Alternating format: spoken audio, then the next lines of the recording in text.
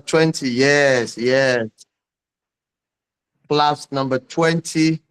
We all deserve a round of applause. Yeah, yeah, yeah, yeah. We deserve a round of applause. Number 20 back to back. And since we started, we have not missed any class. There has been no week. You can see me. Can others see me? Funke Yes, cannot I see can me, see but you, sir. I can see you. okay, you can see me now. Yeah. So amazing. It's been back to back 20 classes since January. Wow, you guys are amazing. You guys are amazing. You know, you guys are amazing. You know, let me call on others. My what I normally used to tag everybody, I don't know, WhatsApp has disabled it. So I will need to work it out again so that we can tag people because somebody may have forgotten that it's time for the class. And I'm trying to see if I can also call the group. Is it possible to call the group so that everybody can be jolted to realize that um, it's time for our class? This is the lowest attendance we have had in a very long time. So, lowest attendance uh, we've had a very long time. So, I'm wondering what the matter is.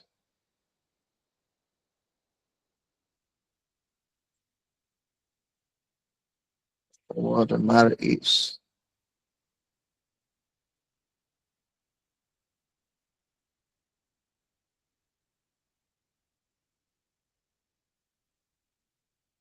Yeah, our our attendance is always better than this. What's going on? What's going on? What's going on? So we need to work out that tag one more time. Okay.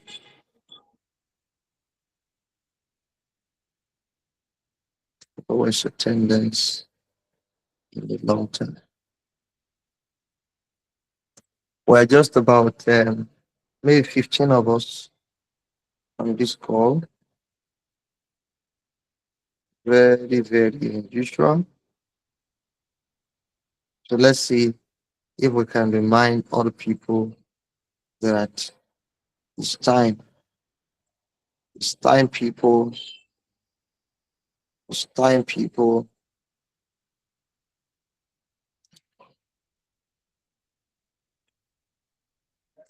The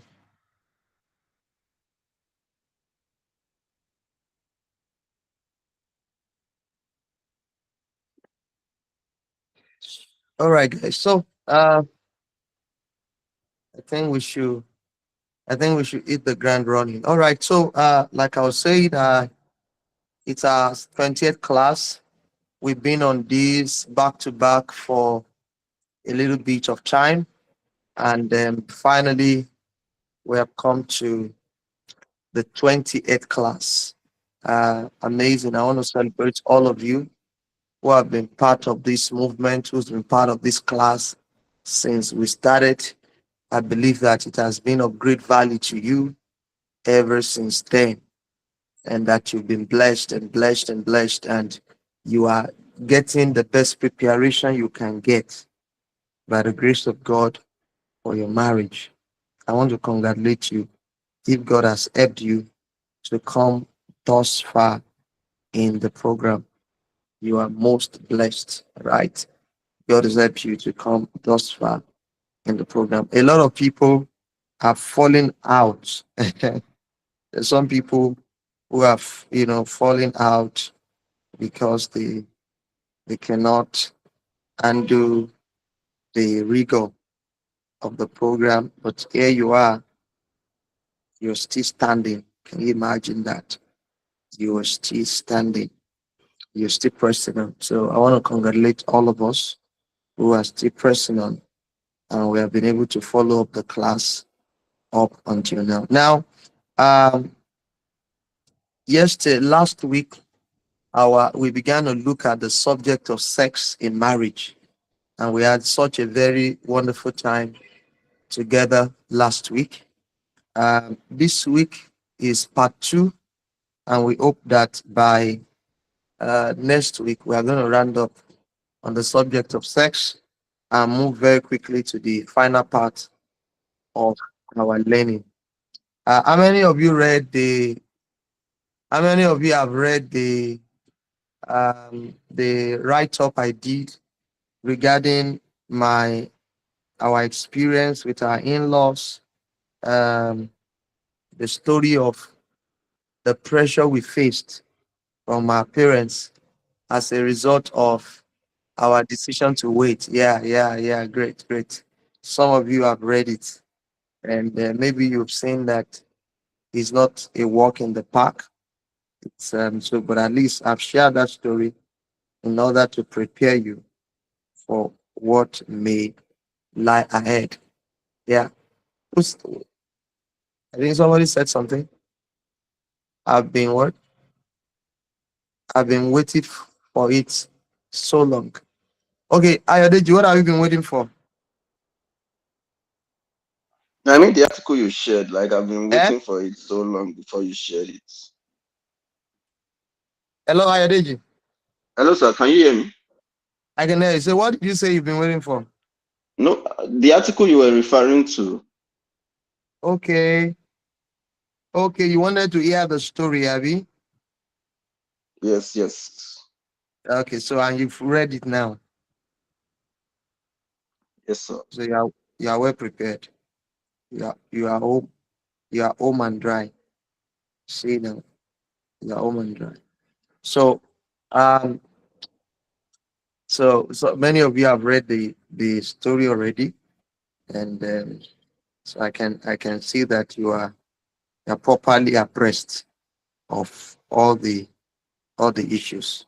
Now, today we want to move very quickly into looking at birth control methods, birth control methods. Because we started talking about delaying pregnancy, the benefits of delaying pregnancy. We trashed that last week. Now, if you are going to delay pregnancy, then it's important for us to explore what are the possible ways by which you can delay pregnancy. You guys have done a great job over the week. Many of you have submitted your summaries, your review already. So now uh, I want to go over it with you and see if we have certain areas that require clarifications, and also see whether you may have some questions. So, for this week, the study is to start from episode. What is that? Is to start from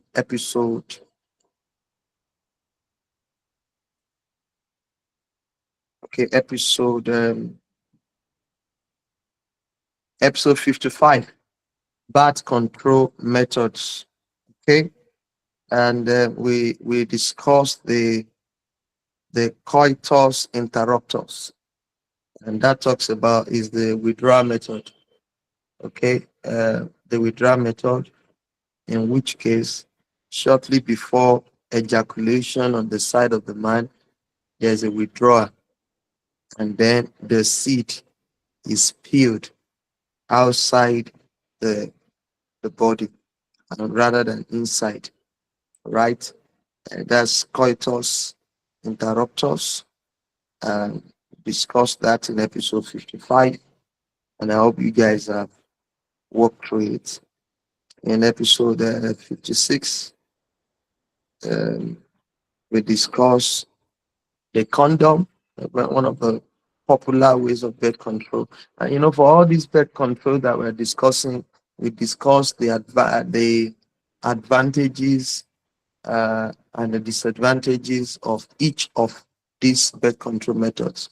Discuss the advantages and also what the disadvantages are. So we discussed the condom and spoke about how to use the condom effectively in a way that it doesn't now lead to pregnancy. So please check that out. We did a detailed explanation on how to go about it there. We discussed the third birth control method, spermicides.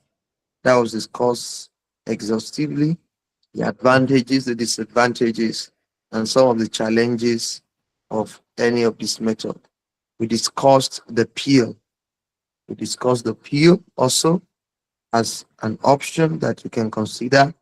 These are well researched stuffs which we have shared with you, and we hope that you're going to work through it. Then we discussed the implant as also one of the birth control methods. The implant, which is usually a very little substance that is inserted into the upper arm of the woman, and it can provide protection for up to 3 to 5 years. It has 99.9% success rate, and yes, a few side effects. Yeah, it has some side effects that you should look into, and then you can decide whether it is a good option to go for. Then the birth control 5 is the IUD, the uterine device, IUD. They usually also call it copper T because it is T-shaped. It is inserted into the uh, into the opening of the cervix, and that is usually where sperm will pass through to go and fertilize egg in the fallopian tube. So copper is a natural spermicide. So copper is a natural spermicide. So the effect of copper is that it will kill the sperm before it ever gets its way into the cervix. All right. So that is IUD. It is inserted through the vagina into the cervix. So we discussed a lot of things regarding the IUD. IUD is also a long term is also a long term birth control method because it can last for up to 5 and in some cases even up to 10 years. You can have protection from pregnancy, um, if you use the IUD.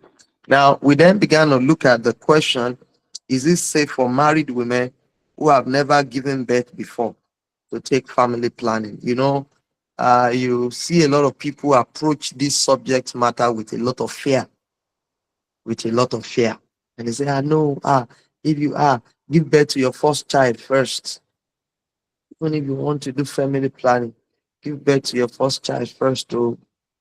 But all the scientific reports, they prove otherwise. They show that there is no risk whatsoever for a nulliparous woman. That's what you call a woman who has never given birth before. You call her a nulliparous woman, a woman who has never given birth before.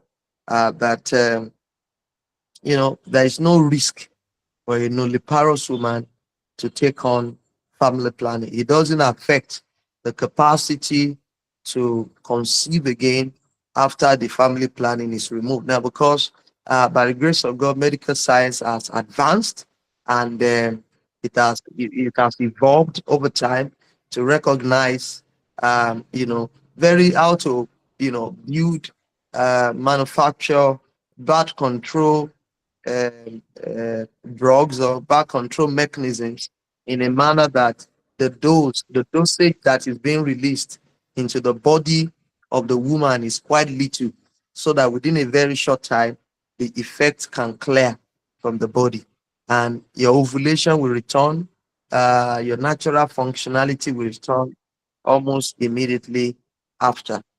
Then you are good to go. You can get pregnant almost immediately. Uh,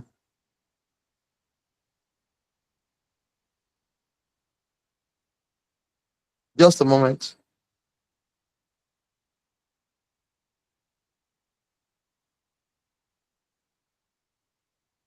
Just a moment.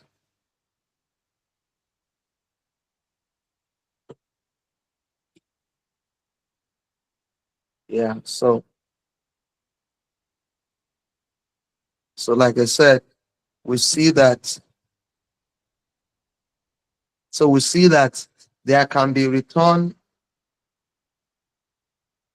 Return to fertility is almost immediate with virtually all these modern birth control methods. It's almost immediate.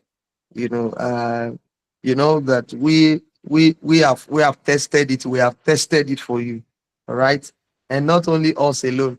There are many people in LST before your set that have followed this same way, and they did family planning before giving birth. And when they were ready to give birth, they removed it and they have their child now.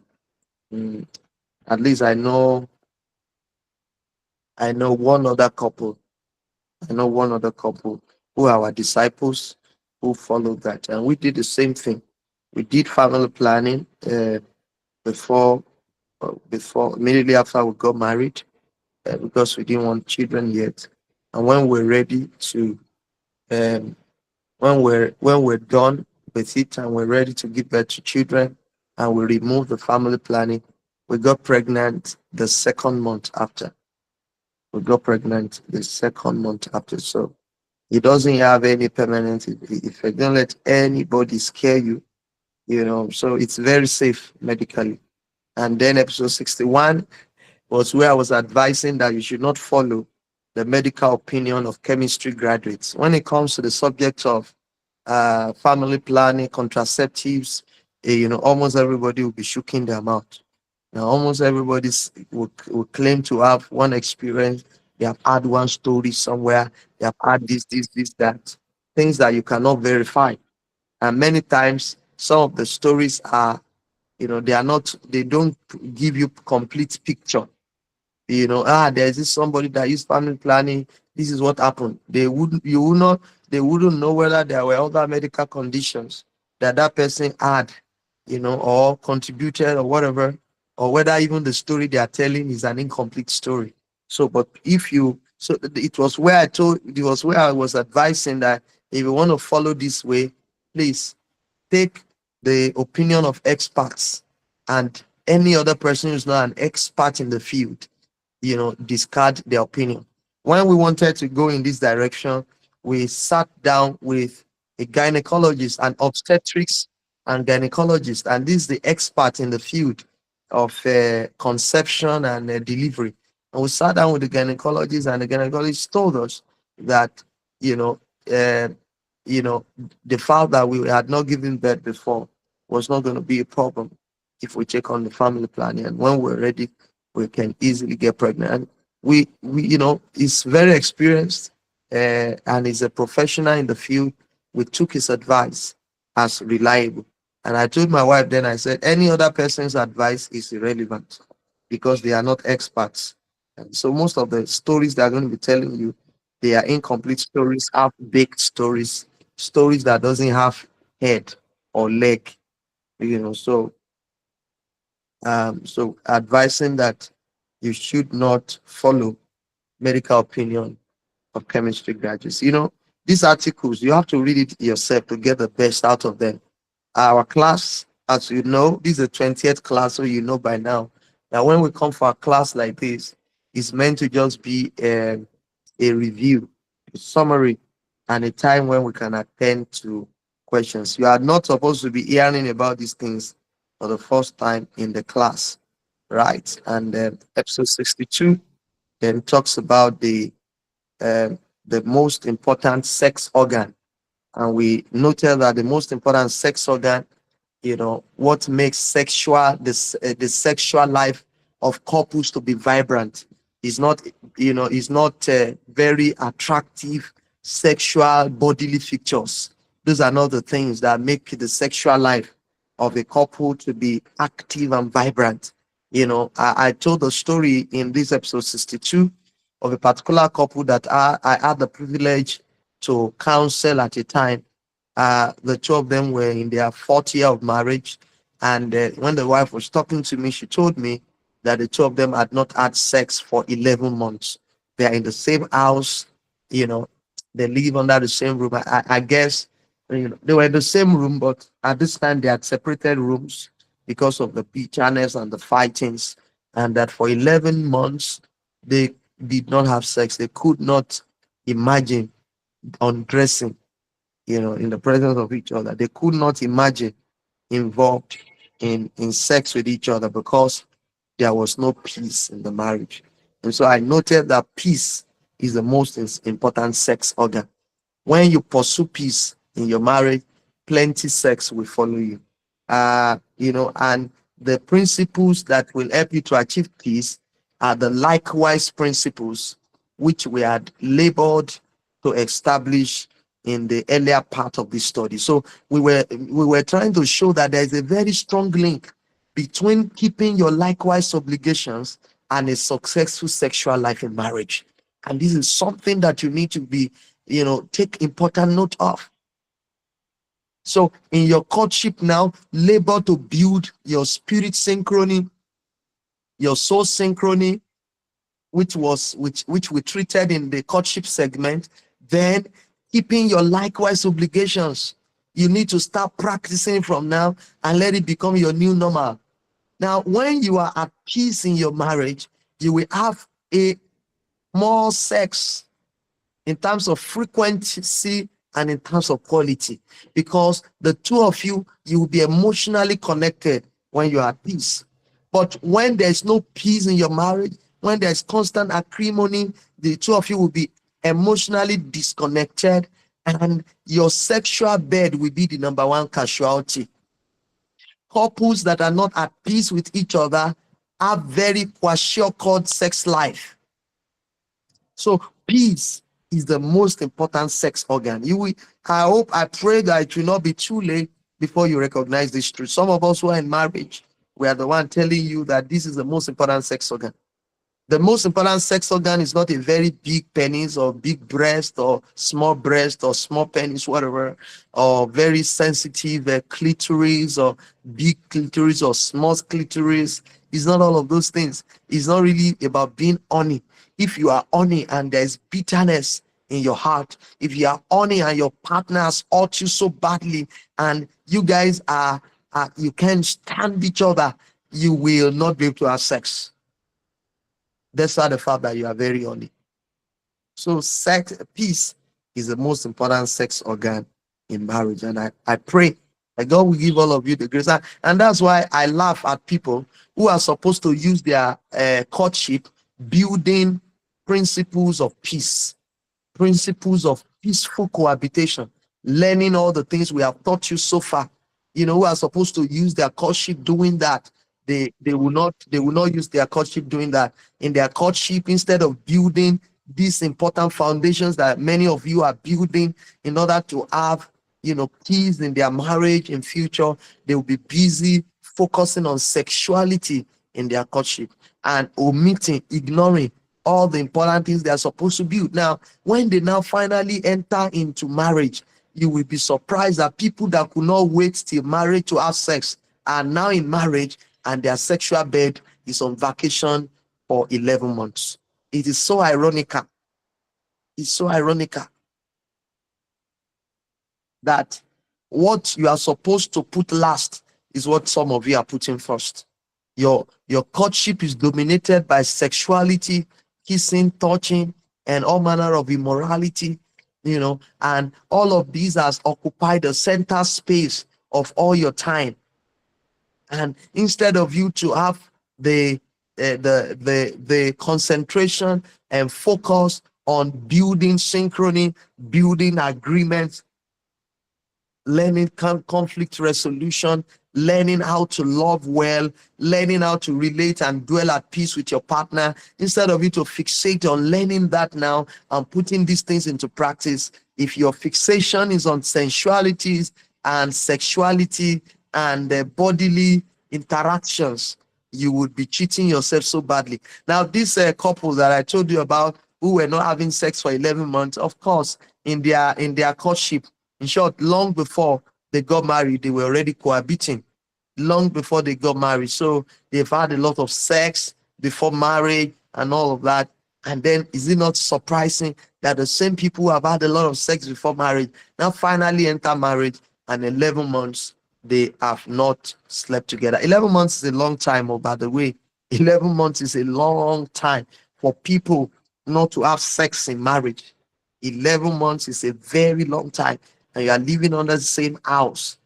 An average LD couple cannot do cannot you know an average elder couple cannot do 1 week without having sex. 1 week cannot pass without having sex. An average elder couple. So if there's a couple that hasn't had sex in 11 months, that's almost a year. That's a long time. And that's because they have not learned how to build the most important sex organ, which is peace. All right? It is peace. Please read these articles. If you don't read this article, you are cheating yourself so much. If you don't read these articles and you just think that this class is sufficient for you, you will be cheating yourself so much. It's cheating yourself a whole lot. Right? So the most important sex organ, episode 62. Now, when we now got to episode 63, we now began to talk about the principles of a fulfilling marital life, a sex life in marriage. And one of the things, that we noted in 1 Corinthians 7, verse 3, if you can turn your Bibles with me to 1 Corinthians 7, 3, the most important principle for a fulfilling sex life in a Christian marriage, the most important principle for a fulfilling sex life, the most important approach, the right approach, let me say, because I'll share that peace is the most important sex organ. So there are, so what I want to really say is that the the the the the most important principle in terms of the act of sex itself, the most important principle that you need to note as far as the act of sex itself is concerned for a Christian marriage. And we see that in 1 Corinthians chapter 7 and verse 3. The Bible says, please join me to check 1 Corinthians 7 verse 3, especially in the Message translation. The Bible says the marriage bed must be a place of mutuality, the husband seeking to satisfy his wife, the wife seeking to satisfy her husband. Marriage is not a place to stand up for your rights. Marriage is a decision to serve the other, whether in bed or out. Can I read that again?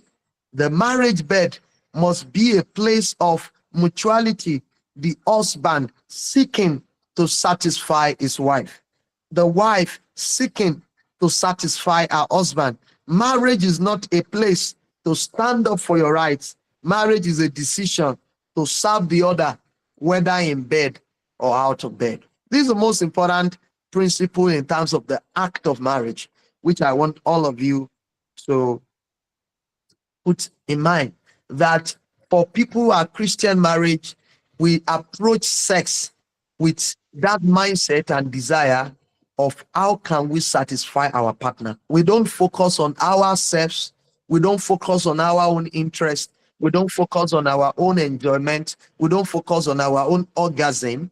Our concern primarily, how can I give my husband the best experience? The husband is also thinking, how can I give my wife the best experience? He's not putting himself first. He's putting the interest, the pleasure, the satisfaction of his wife above his own. The wife also is not thinking about herself first. She's putting the interest, the enjoyment, the satisfaction, the pleasure the orgasm of her husband above her own. So the husband is seeking to bring the wife to full sexual satisfaction. The wife is also seeking the same thing. Both of them are committed, selfless, seeking out how either of them, we have the best experience. So that is the approach. Now, the people of the world who are not born again, they don't approach sex this way. Sex is a selfish thing. So even if they are treating their partner like animal, even if they are using them and disrespecting them, they don't care. Whether even if she's crying when they're having sex with her, it doesn't matter to them. As long as they can satisfy their own pleasure and get that thing released, they can move on. They don't care whether the woman has enjoyed it or not. So in marriage, this is the approach: putting your partner first. That let that be your overriding principle. It's a Christ-like attitude, to put the other persons first. Look at Philippians 2:4-5. The Bible says, look not every man on his own things, but every man also on the things of others. Lest be this mind be in you, which was also in Christ Jesus. So this is something that the mind of Christ, putting the interests of others above yours. That is the best approach to have a fulfilling sexual life in marriage, putting your partner first. And don't forget that that scripture went on by saying marriage is not a place for you to stand up for your rights. If you are going to have a fulfilling sexual life, then you cannot erect rules and regulations. If you are going to have a fulfilling sexual life, you cannot have no-go areas and say, no, these are no-go areas, these are these that. No, there are 101 things that you say you cannot do. You cannot do, you can't do this. No, I can't do that. No, I can't do that. And and yet there are things that your partner is requesting of you for them to have maximum pleasure. As long as it is not harmful to you, and it does not it's not harmful to you, it's not harmful to your health, and it does not contradict the spirit of love and honor, there should be nothing. If there is a particular sexual escapade or fantasy that your partner has, as long as it is not harmful and it doesn't negate the spirit of love, why should you insist and say, no, I can't do it? That's you standing up for your rights. That's you looking at issues from the perspective of what is comfortable for you, rather than looking at it from the perspective of what is going to bring your partner maximum satisfaction. Are we together now? So the Bible made us to know that the right attitude in marriage, for the marriage bed for Christians, is that we are seeking how to satisfy each other. We are seeking how to satisfy our partner, not ourselves. All right? And we are not going to the marriage bed place, to stand up for our rights. So there may be things that, ordinarily speaking, we considered uncomfortable. It's not so comfortable, even though it's not harmful, or we had some idiosyncrasies against them. We had some bias against them. But this is something that will drive your partner to be satisfied, to allow them to have sexual satisfaction. In such a case, you put aside your own idiosyncrasy, you put aside your bias, and focus on the overriding goal, which God, the duty that the Bible has placed on your hand, and that is to satisfy your partner. There was a guy who commented when we originally wrote these articles, and he said, oh yes, he's that person that has bias against oral sex and all of that. He has a bias against it, but he realized that his wife could not reach orgasm by trusting, could not reach orgasm. And then one day he decided to try oral sex. That is, he decided to try to engage his tongue to stimulate, to stimulate the cleats of the wife and all that, and that she had orgasm on that occasion. And after then, he told himself, "No, if this thing is going to bring my wife to orgasm, even if I was not comfortable with it before, now I make myself comfortable with it, because my goal as a husband, Christian husband, is to satisfy my wife." Look at that. The language of the Bible say the wife seeking to. What's the meaning of seeking? Yes, let me get your feedback. Is a class? Is a class? What is the meaning of seeking to? Anybody wants to talk, please unmute and let's hear you. When the Bible says the wife seeking to, what does that suggest? The husband seeking to satisfy his wife, the wife seeking to. What is the meaning of that seeking to in that context? Yes.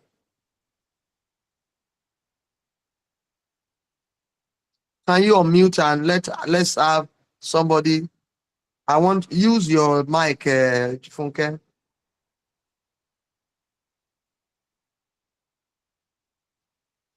Yes, sir. I said putting conscious effort into something, regardless of whatever obstacles that you have or biases you have against that thing.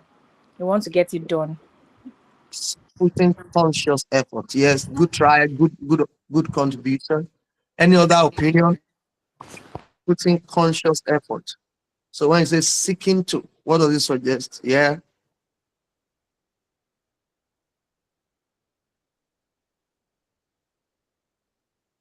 Onyida Mola, is Onyida Mola on the call?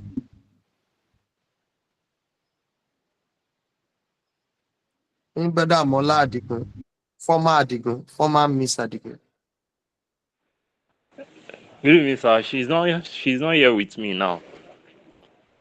All right. Yes, sir. Seeking Oh, to. Is okay, sir. Rebecca Let me. Olufunsho in waiting? Is she on the call? Is there anybody that wants to try? Yeah. Yes, Yeah, I Um, want please. to try, sir. yes, sir. Okay, sir. Right. It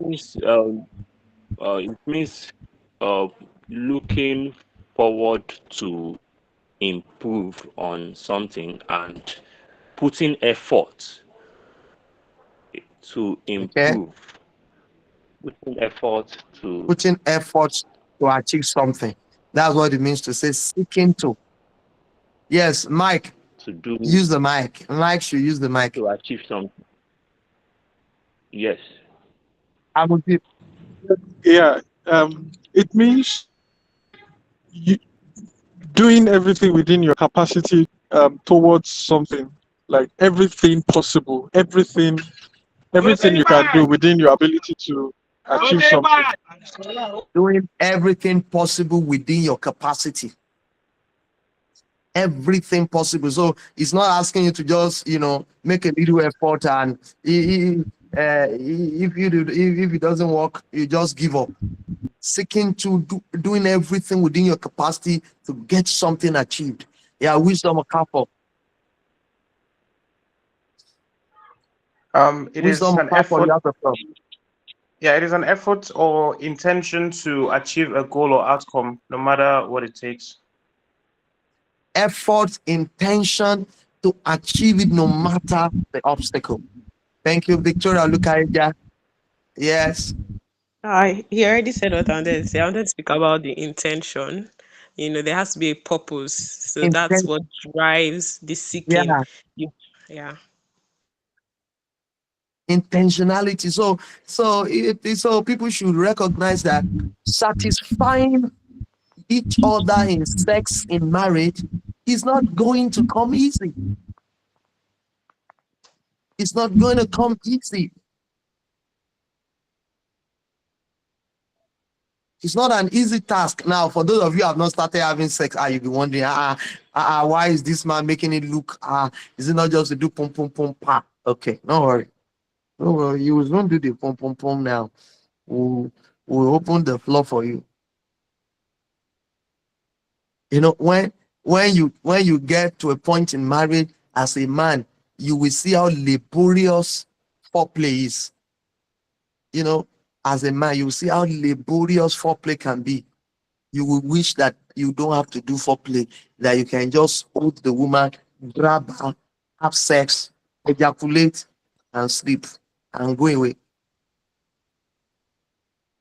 You know, when you guys are, you are starters. You've not even started, so the thing still shocking your body, and all that.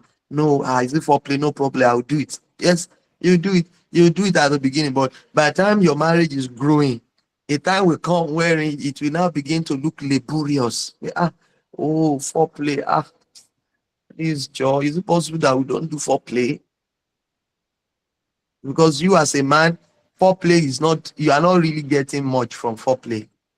Most time, as a man, you're not getting much from foreplay. You want to, as quickly as possible, penetrate. You just want to penetrate as quickly as possible. So all this foreplay whereby you are waiting, you are prepping, bringing the woman up, you can become laborious. But when you recognize that that is the pathway to satisfying your wife, you then pay the sacrifice. There are many men that it's in the process of foreplay, they will lose their own erection. You see, they will lose their erection. And I discussed that in episode 46, that we say, okay, do long foreplay. In the process of doing your long foreplay, it's very possible that the erection you have, you lose it.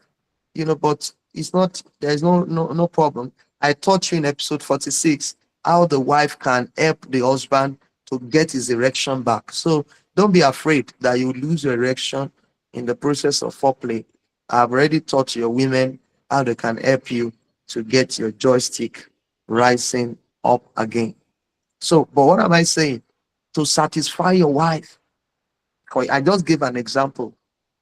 It has to be seeking to. It will not come easy.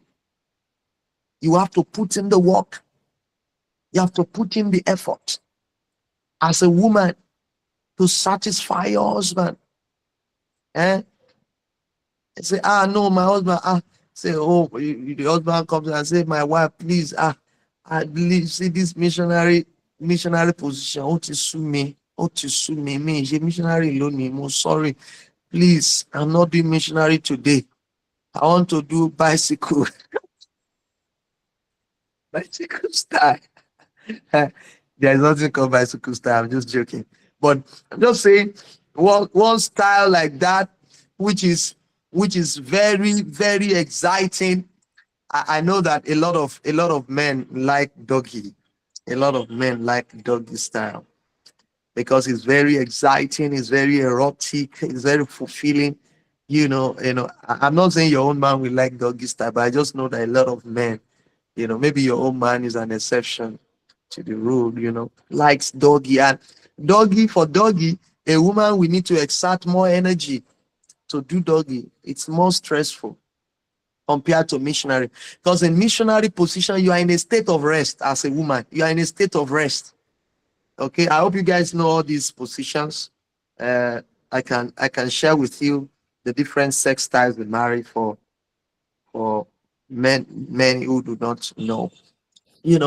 And so and then, so missionary position, the woman is in a state of rest, so it's a lot more comfortable for women. Okay, I will teach you, don't worry. I'm not afraid that you don't know, and I don't feel ashamed. Actually, I'm happy. I'm happy that you don't know yet. It's okay, because you've been keeping your mind with all diligence, which is fine, which is good, which is good. So Oniro, teach me that you. I don't believe you. So, but maybe you are saying the truth. No worry. If you really need it, I'll teach you. I'll teach you. When couples come for their, like I told you, this is the first set that we are going to be teaching sex to a general group. Your set is the first set. Yeah, all the previous, and you are the third set of this this program. All the previous sets, I always say, no. If you want to learn about sex, come to my house. Two of you should come to my house. Yeah, so they will come. So when people come to my house for their sex preparation, and any of you that still need some special personal personal coaching for sex and marriage, yeah, you can still feel free to come. But all I'm trying to say is that I used to even demonstrate to teach people the different sex style. Yeah, teach them, you know. So, but the point I'm making is this: missionary is very comfortable for a woman. Doggy, for you know, it requires more energy to do doggy. Now, but here is your husband. That is what is going to give him satisfaction on this occasion. I'm not saying doggy is the only thing that can give satisfaction. Missionary is also fantastic. There are many other sex styles that are fantastic. But let's assume that on this occasion, you say, no, baby, I'm tired of missionary. If we are not doing doggy, please, let's forget about it. Let's forget about it. And this is what we're satisfying. Now, then you remember the admonition. What is the admonition? The wife seeking to.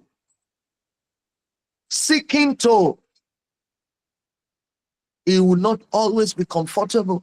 It will not always be convenient. It will not always be easy. Now, look, for example, at situations whereby one of you is tired. We discussed that. I shared an article with you, I think last week or thereabout. Or is even here having sex when you are tired, and then somebody's tired and the other person is in dire need. Because the sexual appetite is like the appetite for food. There is a point you can manage your hunger. If you are hungry for food, you can manage it for some time, but you will get to a point where you can no longer manage it. It has gotten to crescendo. Sexual appetites can be like that also. Yeah, okay, yeah. You're managing. It's okay, you are off sex. Because when sex already now becomes something that is constantly on your menu, your whole body and brain and system would have also adjusted to that new reality. It will be something that you would look forward to. And sometimes you can, yeah, okay, no sex today, no sex tomorrow, yeah. And a time will come when you have reached your prime. How do I call it? You have reached the crescendo of your capacity to hold your body, and it's already like you want to explode. For a man, your prick is just rising like play on the street as you are walking. It means that you've already gotten to the crescendo of the desire, the appetite, and you want to unleash. And then you're going back home that day, whether as a man or as a woman, and you're already in your prime. Or maybe as a woman, it's your ovulation day. You are very horny, and then unfortunately that is the day when your spouse now say they're tired, and you are pleading, you are literally begging, say, baby, please, is there a way? Can you accommodate me? And is there a way? Is it possible at all? My marriage will humble you, my people. People will say, baby, is it possible? Is it possible at all? And then sometime your spouse is looking at you to say, okay, oh, it looks like you have reached your dream. Say, baby, yes, I've reached my dream. You know. You say my brick is just rising every minute, as it's just rising up. If you have a correct spouse and they hear that, or as a woman, you are just telling your husband, say, I'm just getting wet every 30 minutes. What? If you have a spouse that love you, even in their tiredness, seeking to. It's okay, baby, okay. Even though I'm tired, I'm really, really tired, but I'm going to donate my body to you. Hope you don't mind on this occasion. I'll donate my body to you. Can you help yourself? Baby, most grateful. Don't worry yourself. Leave that to me. Don't worry. Just you donate your body to me. I will finish the job.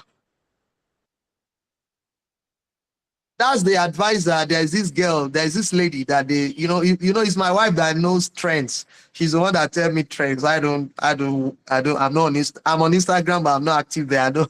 I'm on X, Twitter. I'm not active. I don't have the time to even check it.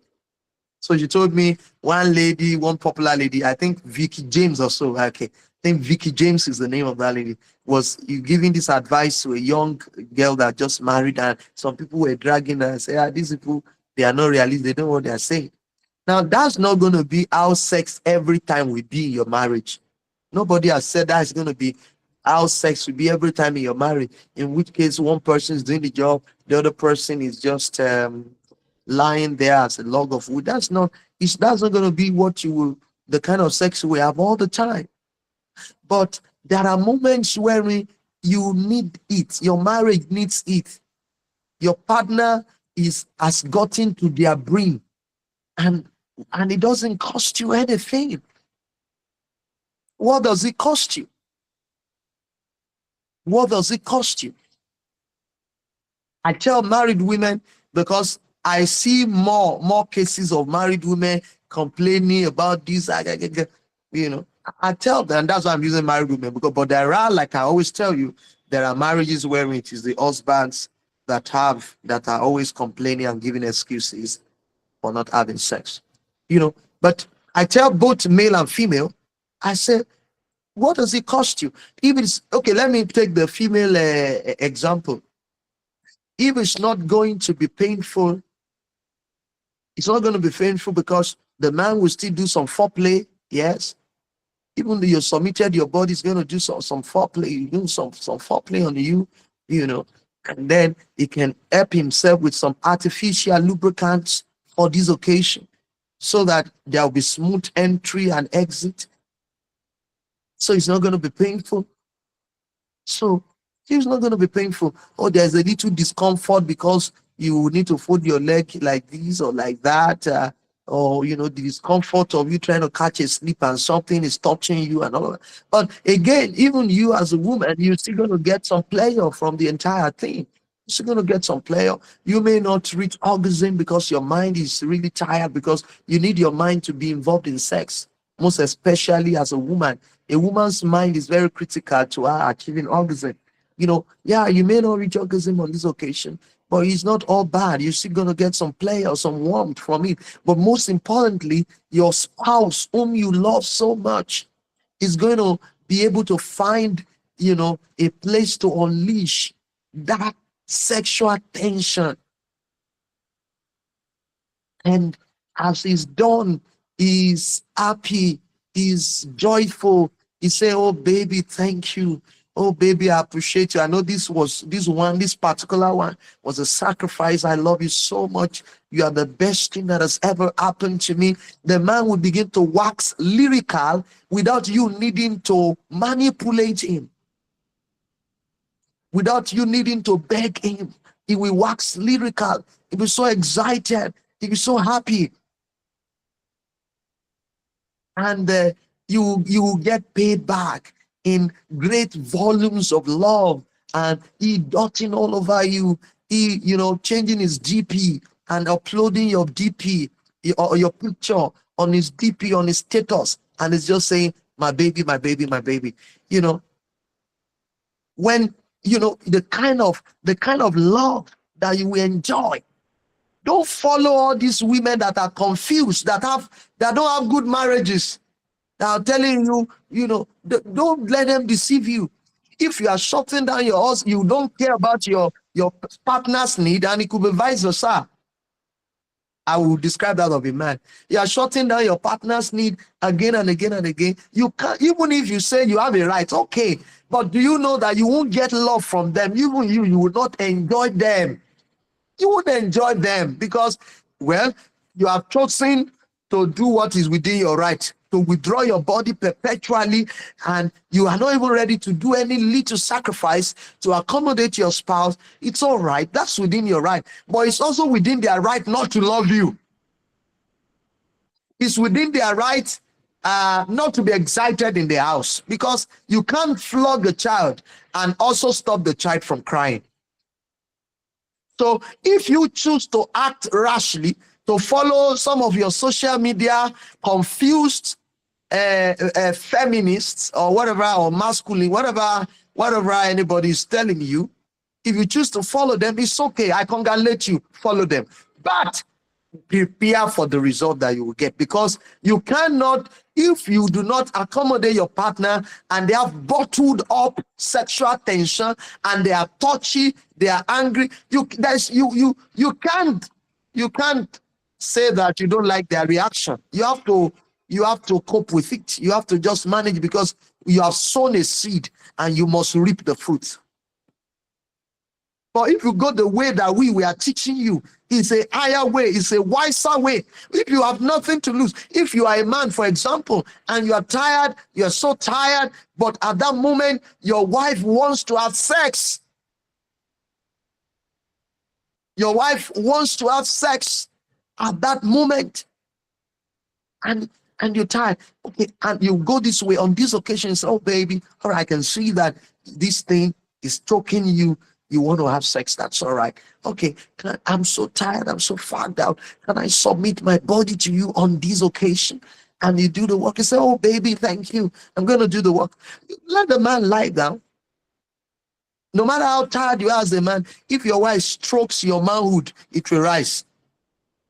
It will rise. If your wife is kissing you and hugging you, your manhood will respond. And the man your manhood is rising and is has risen, that's all she needs. She can ride herself to whatever level she wants to, and she gets a level. She may not get maximum satisfaction, because you are not involved, but it's okay. But that sexual tension will be released. She can, she can release the sexual tension, and at that moment, you have seeking to satisfy your wife. Seeking to, it's not going to always be comfortable. It's not going to always be easy. But the marriage bed, as we read in 1 Corinthians 17, the Message translation, is a place where the husband is seeking to satisfy his wife. The wife is seeking to satisfy her husband. The marriage bed is not a place to stand up for your right. It is a place to serve each other. And after that woman has reading herself, to orgasm or whatever, so a level of pleasure, and she has released the sexual tension in her body, she'll be so happy with you. As a man, as a husband, she'll be so happy with you. Your love in her heart will be so. What have you lost? That's the question. As a pragmatic person and my little knowledge of economics, you do a cost-benefit analysis in knowing whether a particular direction is worth it, isn't it? A cost-benefit analysis. As a man who had to submit your body to your woman, the question is, you will still have pleasure. You will still have pleasure. Still going to have pleasure. Your woman will have pleasure. You too, you will have pleasure.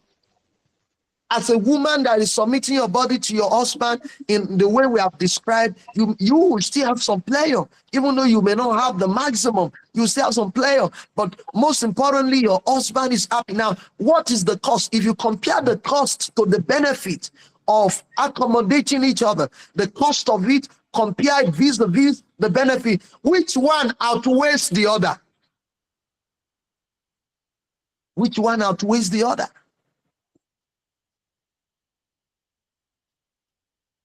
So, this wisdom.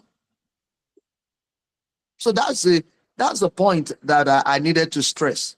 Just to explain that 1 Corinthians 7:3, the husband seeking to satisfy his wife, the wife seeking to satisfy her husband. It's something you have to put conscious effort into. Marital sex is not just sex when it's comfortable. It's not just sex when you feel like, because your body now is co-owned by another person. So it's not just when it's comfortable. It's not just when you feel like anymore. There is now the place of sacrifice in accommodating your spouse. in accommodating your spouse, especially knowing that this your spouse is a Christian. There is no alternative avenue. If you are not able to cook, somebody else can cook for him or her. There are so many other things in marriage that can be outsourced, that other people can do. But this one, sex, you can't outsource it. It can't be outsourced. You are the only channel through which that desire, that appetite can be satisfied. So all of these things must be understood. And then don't forget that in marriage, you are living in the same room. That's another challenge. It's a blessing, but it's a challenge because, sometimes out of sight is out of mind. Say, hey, my husband, he likes sex too much. He likes sex too much. I'm sorry, it's not. But you are living in the same room. You are living in the same room. You see naked woman every day. Naked woman every day. You are sleeping on the same bed. Even when the man does not want to think about it, that's when you will change position. When you now change position, you will shoot out your bomb towards him. He didn't want to look there, but now that you have shot your bomb out, his eyes is there. And then his mind has gone there. If you were not living in the same room, all of us were bachelors before. Somebody like me, I was a bachelor and I didn't have sex until marriage. I didn't die. I coped. But I now realize that one of the things that made it easier for me to cope is because I'm not living in the same room with a woman. That made it easy. I'm not living in the same room with a woman. I'm not seeing a naked woman every day. I'm not sleeping on the same bed with a woman. So, so it was easier to cope. But now that we are married, all of these realities makes you to be provoked onto sex, desire for sex in a present continuous sense. And that's also true for a woman too. Now, as a young lady, single lady, you are living alone. You are not sleeping with a man on the bed. You are not seeing a man's organ rising up. You are not looking at it. You can't see it. So you can easily divert your mind away from it. But when you begin to live in the same space with a man that you love, and then can we be right to judge you to say, why are you having desire for sex too much? Oh, why would you not? The proximity, the shared space in itself is enough to provoke you onto that desire. So we can't blame you. I hope you are getting me. So when you have this understanding, you can understand with each other in marriage. And instead of nagging and saying, is sex food? Is sex food? Sex is food now.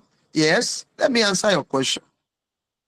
Is sex food? Is that the only thing you are thinking about? All of these realities of marriage is what makes, you guys to desire sex more, is because, and that is the way God designed it.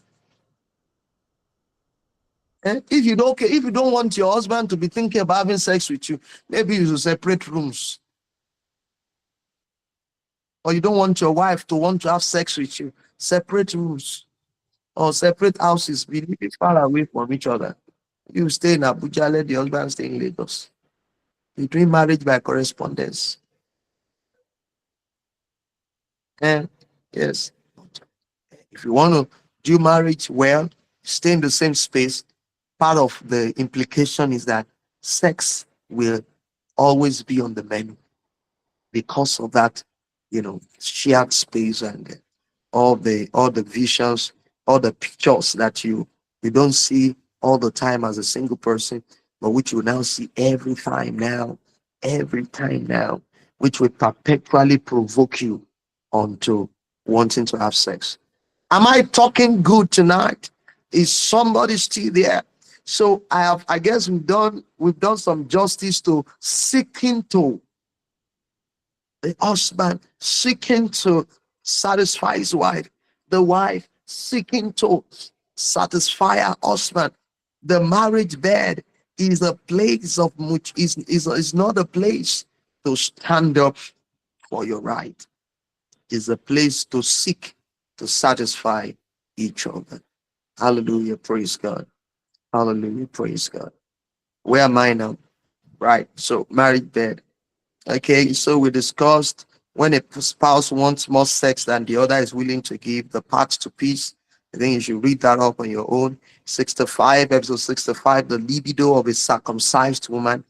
There are a lot of people uh, that are women that have been circumcised. Circumcision is in three parts, and I think I explained it: type A, type B, type C. So, and it's very important for you as a woman to even check to be sure to know whether you're circumcised or not. It's amazing, and it's a little bit embarrassing that a lot of women don't know. A lot of women don't know. Please pardon me. The laptop is running low on battery. I need to plug it to a power source. I'm alone here, okay? So I will need to stand up, for a few seconds.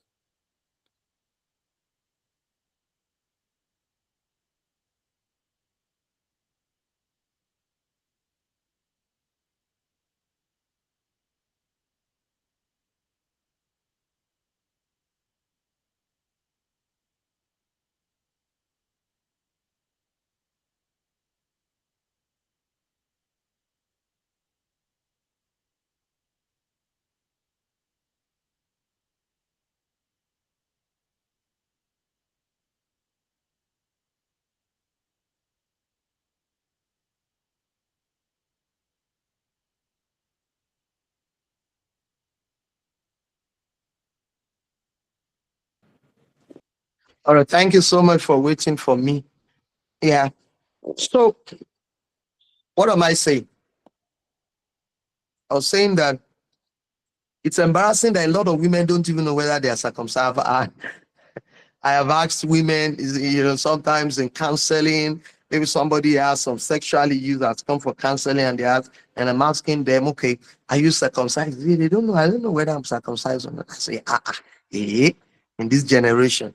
So there's a way by which you can check by yourself whether you're circumcised or not. Now, but circumcision is in three parts: type A, type B, type C. We describe all these because of our time. We describe all these in the article. And we say number one is important for you to know if you are circumcised, what is the type of circumcision that you went through? Is it type A? Is it type B or type C? This is what will determine what is going to be the right approach. And it's important that your spouse should know, because the approach to sex for somebody who had been circumcised before is not the same for somebody who has not been circumcised before.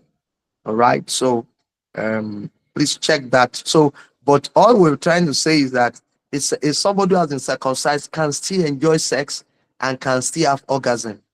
All right. So we're teaching in that place how you should approach it. So circumcision, even though it's condemnable, but if your woman or you as a woman have been circumcised, it was a decision that was made by your parents at a time when you could not decide for yourself. So, but it's not a death sentence. You can still enjoy sex in marriage and have an LD libido, that is desire for sex. That's what libido is, desire for sex. All right. Any negative effect of too much sex for a woman, there are a lot of fables and wrong ideas that, hey, too much sex will make you to be growing old, too much, But in reality, sex has a lot of medical advantages. Frequent sex, has a lot of, health advantages for women, and we explain some of those advantages. So it's not true that plenty sex has any adverse effect on you.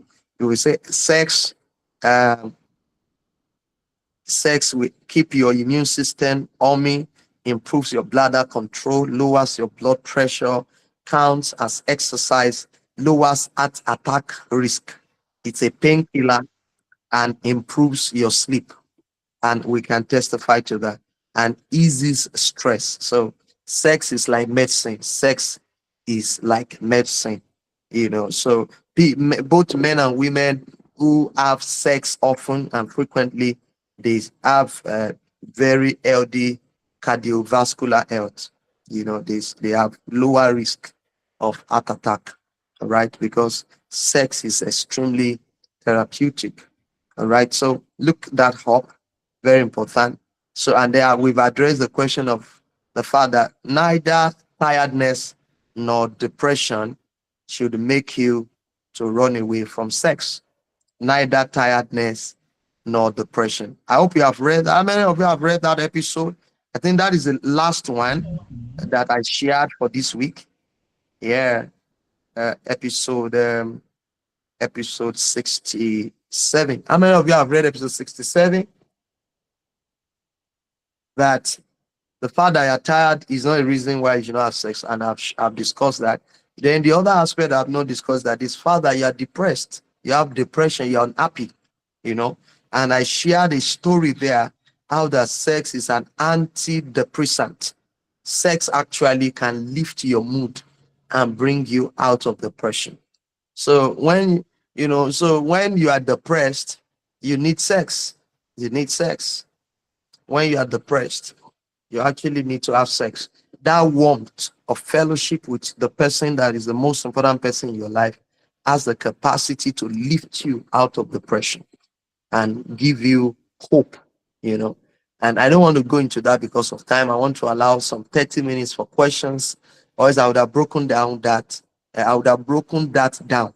But in the article, we already broke it down. I shared a personal story of a time when I was depressed, seriously, because of challenges in business losses, and how that, my wife understands that sex is an antidepressant, and how she was leading me as a sheep led to the slaughter repeatedly and ministering to me on the platform of sex and talking faith into me and encouraging me and allowing my mood to be lifted, and how that gesture jacked me out of depression into a place where I could then think of strategy to solve the problem, because depression will not solve a problem.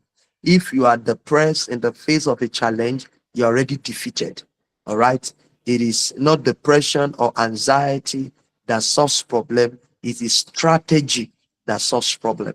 And for you to be able to properly strategize, your mood needs to be elevated. You need to be in an encouraged state of mind. And sex is a critical tool of ministering encouragement to you, to your soul, and lifting you out of depression. Now, there is a little difference in the approach of sex as an antidepressant for a man vis-a-vis a woman. The approach is not exactly the same, but I explained it in details in that episode 67. I'm not inclined to repeat it. Please go and pick it up and read it in details. Wonderful, wonderful, wonderful. So even though you are tired, you're still having sex, even when there's depression. And I think I've shared here, was it last Sunday or the one before, when I was, no, it was 2 weeks ago, when I was talking about a business challenge I had at the time. How many of you can remember that I said even external people were afraid for us? Do you remember that story I shared with you of somebody who ran away with millions that belongs to my client? Do you remember that story? Yeah. And when I told you, I told you that story, that it was a very difficult time, but people that were outside, they were more afraid for our marriage. But those of us who were inside the marriage, me and my wife, we were not having any issue, because we were having, because it was a time wherein there was a greater tendency towards depression because of all the challenges that we were passing through. So we were having more sex at that time. Having more sex at that time, and while we're having that sex, we are talking together, we are laughing. Our marriage was not going through the pressure. The pressure was kept outside our gate. Even though outsiders were afraid for our marriage was just cruising. I tell you the truth, it didn't affect our intimacy, and we were not depressed. We were not in a state of depression, perpetual state of depression, because of the blessing, the blessedness of sex as an antidepressant. Oh my God, what a blessing, what a blessing, for the blessing. So we're not, so we rode through that storm. That storm that could have consumed us. We rode through it with so much strength, with so much faith, with so much encouragement, because one of the major things that played that role is our sex bed. Our sex bed that was on fire. So you were always drawing warmth from one another, and releasing the tension, and because sex elevates your mood. It elevates your mood. That's established. Sex elevates your mood. So that is why sex is an antidepressant. It lifts your mood.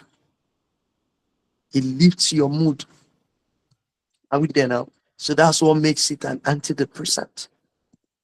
So please recognize that neither tiredness nor unhappiness should stand in the way of sex. In short, sex is useful at those two moments. Both the moment when you feel you're exhausted. I share that when you have sex, when you're tired, you will sleep more soundly.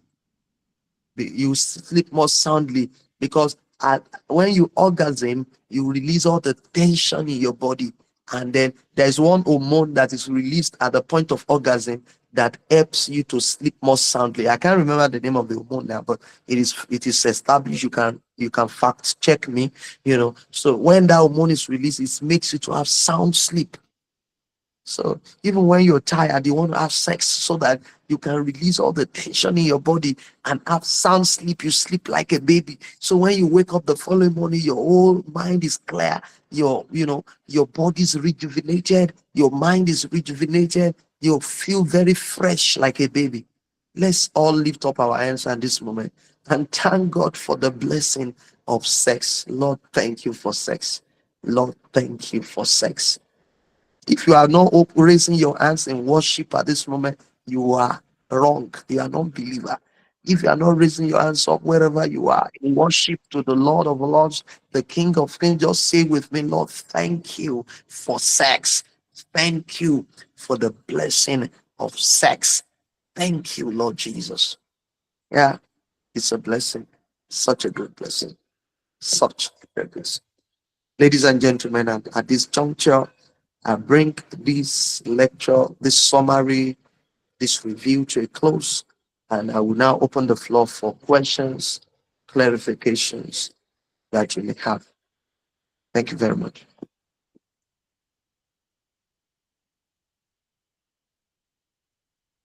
Yeah. The floor is now opened for questions. Yeah, the floor is open for your questions.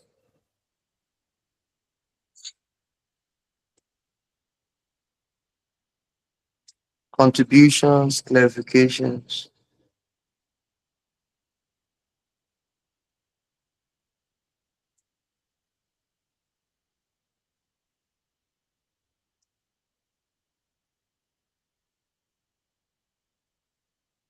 Yes,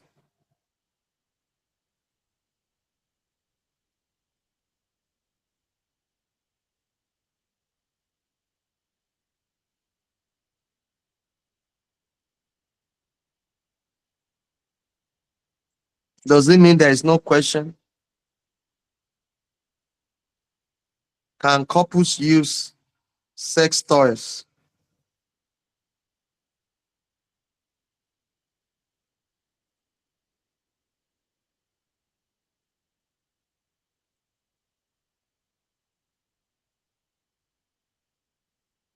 Can couples use sex toys? Now, very, very sensitive question, but I'm going to answer the question.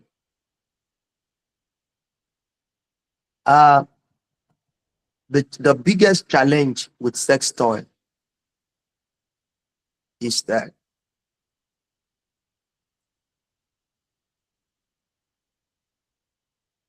it stands a chance of replacing your partner.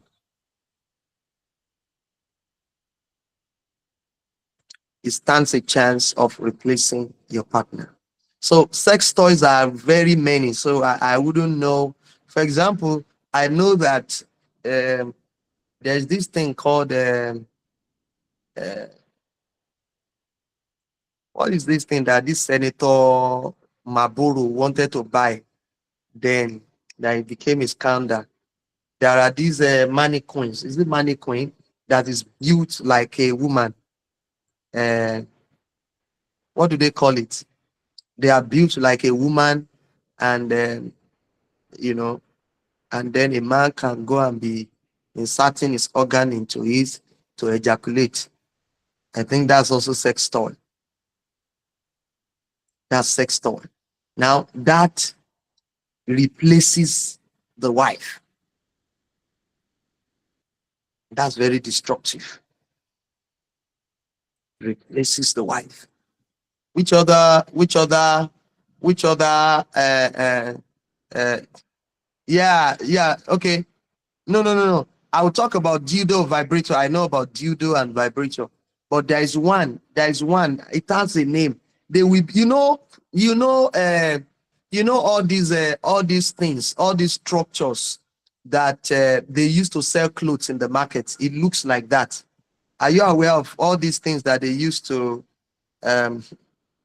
sell clothes in the market? It's like a mannequin. Is it mannequin they call it? That we have boobs. Sex doll. Yes, thank you very much. Sex doll. Yeah. Sex doll. That's the name. A sex doll is also a sex toy. Is it not? Is it not a sex toy? It's a sex toy. And that automatically yes, sex doll, sex doll. Yeah, that's what they call it. They call it sex doll. That's a sex toy. And the role of the sex doll is to replace the woman so that the man can then have sex with the sex doll that is totally off the mark. That totally contradicts the word of God, totally contradicts the whole idea of sex. Sex must be between the man and the woman. Are we together now? Now, you talk about now two things I'm trying to drive at. Sex must be between the man and the woman, and the idea of self-pleasuring contradicts the idea of marital sex. Did you hear what I said? Self-pleasuring, giving yourself pleasure, giving yourself pleasure, it totally contradicts sex as God intended it. That is where there is a problem with masturbation. Because masturbation is you giving yourself sexual pleasure. Are we together now? Now, if you're talking about vibrator, there's something else that somebody mentioned. Vibrator. Vibrator, for example, is a tool. It can be a tool of masturbation. However, if it is the man that is engaging a vibrator and using it as his own tool to bring his woman to climax, in which case the woman cannot use it on herself, then it would not have replaced the intimacy that the two of them are supposed to share. So in that context, it will just be that vibrator will be a tool for the man, just like the man can engage his finger to stimulate his wife. If he now engages a vibrator to stimulate the wife, he has not violated any rule of righteousness. Then, now, as long as there is a rule, there is a standing rule, because that is where the challenge is. That could it not be that one time when the husband is not around, the woman can go and carry the vibrator and be using it on herself? That that has now become masturbation. And that is now counterproductive to intimacy, because more and more the woman is going to be having a sense of independence from the man. Our mind will be that, yes, I can get myself climax without my husband. And that will become a very serious problem. But if, for example, I don't know all the sex toys that exist, so if I know how each one is designed and what it's supposed to do, I may be able to judge. But self-pleasuring is against the concept of marital sex and sex that is righteous sex. Self-pleasuring crosses the line, and it will break down intimacy in marriage, and it is counterproductive. So self-pleasuring is not allowed. Then anything that can replace your partner is not allowed. So, but if, for example, I'm repeating myself for the sake of clarity and emphasis. If, for example, a husband engages, just like, okay, can a husband engage a feather? If, we talk about feather-like touch as a very sensual touch. You're talking about, when it comes to sexuality, feather-like touch is more sensual than if you rub. If you give a feather-like touch, it's more sensual. So let me give an example. If a man now goes to plug the feather of adie and use the feather on the clit of his wife, and it is very ticklish and very sensitive, and she's wriggling in pleasure, has he sinned? No. He's engaging a tool that can get the job done faster. For example, if he uses a feather and it is very, very sensitive, he would not have done anything wrong, as long as it is him using it on his wife. If the wife go and carry the same feather and begins to rub herself, then it has already crossed the boundary. I hope you understand the explanation. So a vibrator is a tool. It's just a tool. It's just a tool. Just like you can employ a feather, a vibrator is just a tool. The sexuality is understood that, okay, if there is vibration around the vulva, it can stimulate, but it has its own side effects. So it has its own side effects. It has side effects. So you need to be properly advised. Vibrator, if it is used, excessively, it can even deaden the sensitivity. It can deaden the sensitivity in the clit. It can deaden it after some time, because the rate, it's not natural. Do you understand? It's not a natural process. The rate at which it is shaking up that place is not the exact rate that God designed. If it was a natural implement that you're engaging, maybe your penis or your finger or your tongue. But there is, even if we are talking about whether it is sinful, it is not sinful as long as it's the man using it on his wife, and the wife cannot use it on her own. So if anyone wants to engage a vibrator, for example, it must be seen as the tool of the man, not the tool of the woman. So it must be that the woman cannot use it on her own. So it's just like an extension of the man's penis, or an extension of the man's fingers, or an extension of his tongue. So if it is within that context, then it will be safe. Okay? Then it will be safe. So if there's any other, I know there's something called dildo too. Dildo that is built in the shape of a penis. If it a dildo that is built in the shape of a penis, or it's also the same rule. Is it if the woman carries the dildo and she's self-pleasuring herself, that is wrong. That is wrong. But if the man carries the dildo, but the man should be careful, that because the risk, I told you there are risks.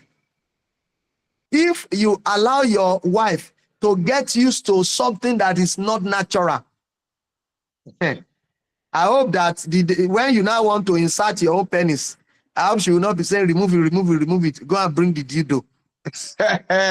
While I don't come be that too. So wisdom is profitable to direct. You go and carry big dildo that is ×4 the size of your own penis. And then you say, I like it that way. I like it that way. And then over time, she is not looking forward to your penis again. Have you not created a big problem for yourself? So in that case, you may have created a very big problem for yourself.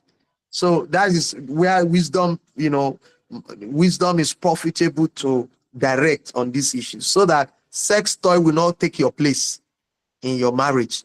And that's a very, very big risk. That's a very, very big risk. If it takes your place, then you are in trouble. So that is my response to that question. Yeah, I think there's somebody else who raised their hand. There's another question somewhere.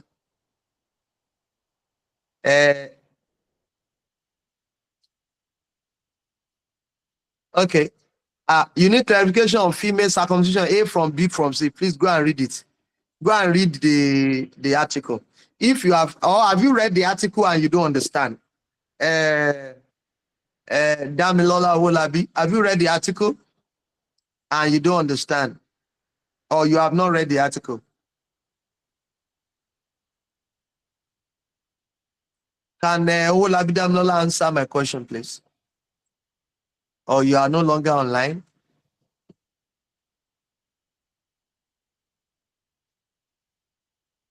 You haven't, so go and read it. So go and read it. If you haven't, go and read it. Okay. How can long distance married couples have an effective sexual life? For instance, couple in different countries or states with several hours between them.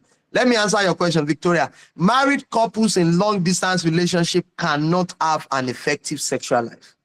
So let that settle first. Because God never planned marriage to be long distance. The idea of long distance marriage is an oxymoron. It's an oxymoron. So, but there are times wherein, people find themselves in such situation. Yeah, so they can cool off. They can cool off. They can sex chat. If it is between the two of them, it has not crossed any righteous boundary. The two of them can sex chat and talk dirty. They can do. They can even sex. You know what sex chatting means? You can put on the camera and the two of you are showing each other sexual parts and you're talking erotically to yourselves on phone.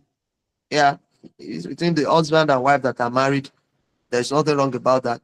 But be careful of taking pictures so that the picture will not escape into your church WhatsApp group. All right? But if the two of you are doing video call, sex video call, oh, baby, you're in the bedroom, I like to see your backside. Please, can you put on the camera? All right, it gives me some excitement. It's okay, baby, I'm going to put on the camera. It's between two married people. There's nothing wrong about it. And if in the process of seeing each other's backside, if they ejaculate, there's nothing wrong about it. Because it's between the two of them. Are we there now? It's between the two of them and they are married. So married couples can engage that to calm down their body, but it cannot sustain. Oh, it can't sustain. It can't sustain. So we discourage long distance marriage. We discourage it because it is not the perfect will of God. But if it may not even be a long distance marriage. You may just be that your husband traveled or your wife traveled for 1 week. For couples that are very intimate, even staying apart for 1 week can last some staying apart for 1 week is a lot. So so I know what you're talking about because I've been away from my wife for 1 week before.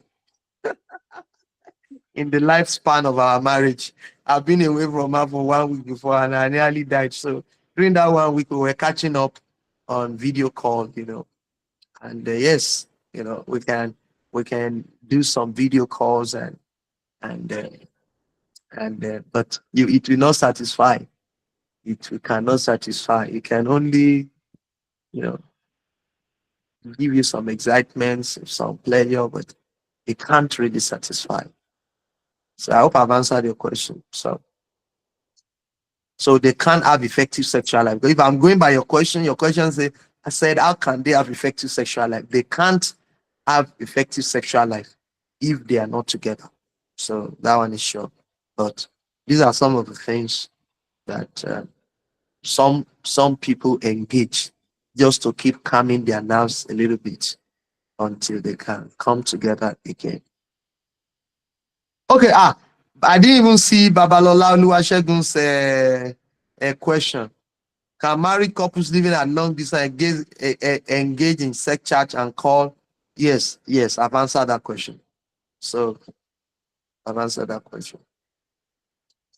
Is implant method use of implantor inserted few days to wedding or after wedding? You can follow any pattern.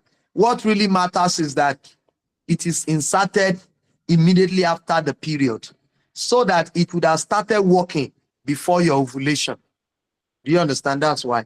So they want to insert it immediately after the woman's period so that it would have started preventing pregnancy before the ovulation time. So if they don't insert it immediately after period, if you insert it very close to ovulation, you may get pregnant too. So that's the whole idea. So you can insert it before wedding, you can do it after wedding. So the medical people don't have a rule that you must be married before they know. Even teenagers can walk into the hospital and get implanted. Especially if you are now up to 18 years old. You have a right. Whether they will say you want to go and be having fornication without pregnancy, that's why you want to get it. It's irrelevant. If you walk up to any family clinic, a family planning clinic, nobody's going to ask you whether you are married or not. And you say you want to take on the implanton, they will give it to you. So you can take it on before or after marriage. It's left to you. Check it out. Yeah. Any other question in the house? Is there any other question in the house? All right. Is there okay? I guess we have exhausted all the questions. So if we've exhausted all the questions, that would have brought us to the end of our class for tonight. We have just one more section on this matter of sex. We have just one more section to go on this matter of sex. And I would immediately send all the other articles to you.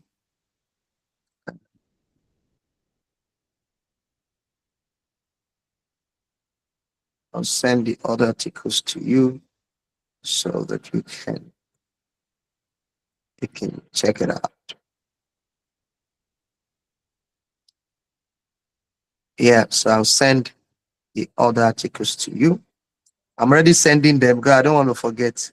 I think last week it was on Wednesday before I sent the articles, and that must have affected some of you. So I just sent the remaining articles now. I just did. Right. So yeah, great guys. Thank you so much. It's been wonderful having this ride with you tonight. Like as usual, I like to get your feedbacks, your comments, and all of that in the comment section. Okay, Oluwaseun Jayola, please speak quickly before we go. Jayola Oluwaseun. I saw you raise your hand, or is it a mistake? Is it a mistake? It's a mistake, sir. It's a mistake, sir. Oh, great. All right. So I want to thank all of you for joining me tonight. Our 20th class has been smashed. Hallelujah. Now, of course, this program will end in June. So we're almost there. Maybe we have just about 4 more. This sex has taken a lot of our time. Oh. So we will do everything to ensure we end in June. Whatever, even if it means organizing makeup classes, we must end.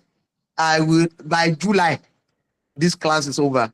So ending of June, this class will end. This cohort will end. Ending of June. So whatever, even if it means if we need to take an extra class in between the week or something, we will do it just so that we can end by the end of June. So we are almost at the finish line. I want to thank all of you for joining in, for connecting to this class. For those of you there are some couples that I keep celebrating because they are up to date. They're up to date, and then I can see some of you.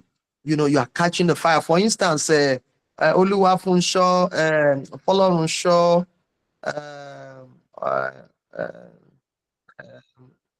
something taller, I forgot now. Folorunsho, the fiancé of Oluwadamila Adedeji, in their group today. I just saw him. He dropped the review of like 20 episodes at once. I say, this man is on fire. I love that. I love that. And I appreciate you. I love that. Use that fire to influence your woman too. And she's on fire too, but your fire is higher than her own. Please give her more fire. Give her more fire. Ajadi Ayodeji and Adeniyi Deborah. I think your fire went down for a few weeks. I hope you can catch fresh fire and send me reviews. Aderonke Aluko and her fiancé, oh my God, those guys on fire. They are currently the second couple every week that submit their review. The number one couple at the moment is Wisdom Okafor and no peace. I hope God that Wisdom Okafor and no peace. They are at the moment. They are usually the first. The moment I drop a thing like this, by Wednesday their review is read. That those guys are on fire. They're on fire.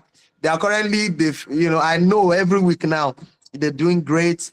Then Aderonke Aluko and the fiance, they are at the moment they are usually number two couple that I know that they will drop their review, during the week. Maybe on Thursday their own would have dropped, And then Olufunsho, Faith Olufunsho, and Rebecca, the fiance, they are also doing a terrific job. They are at their own, at least on Sunday morning, before or afternoon before the class, they will drop their own. They are also up to date. Let me celebrate them. They are very great, very wonderful couple. Funke Jackson and the fiancé, they were on fire before. Their fire has gone down. May they receive fresh fire. They were in the early part of this. Okay, for long, sorry, I forgot your name at that moment. Funke Jackson and the fiancé at the early stage of this course, their review, but now they have done their introduction. They are already talking marriage. I hope that's not the reason why they are so busy now. No. I don't agree. Please receive fresh fire. And I already gave you the option of using voice notes for your summary. A lot of people are using that to move fast. Use voice notes. I've given you that option.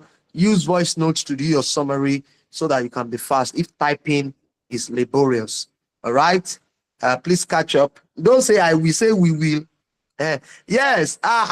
Mike and Ayomide are also up to date. Mike and Ayomide Badejo, they are also up to date. Such a very wonderful couple. Please celebrate them for me. I am excited about the two of them.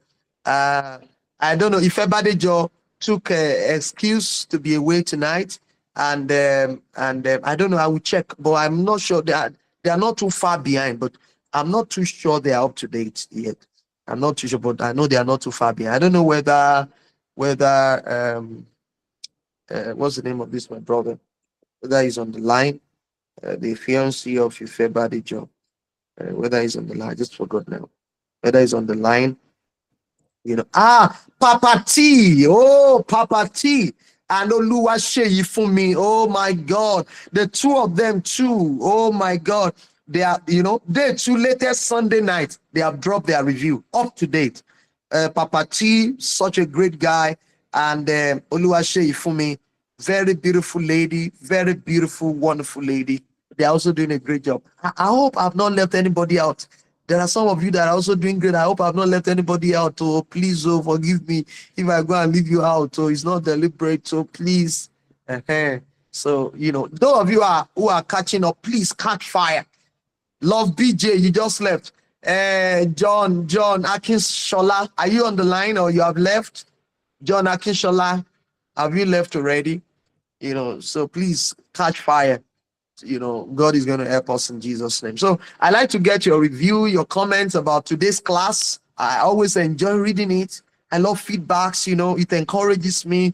When I see your feedbacks, when I feel that we are making some difference, it gives me joy. And if there is something we're not doing well, so I am not also somebody that always like positive feedbacks. If you also have a negative feedback, please give it to me.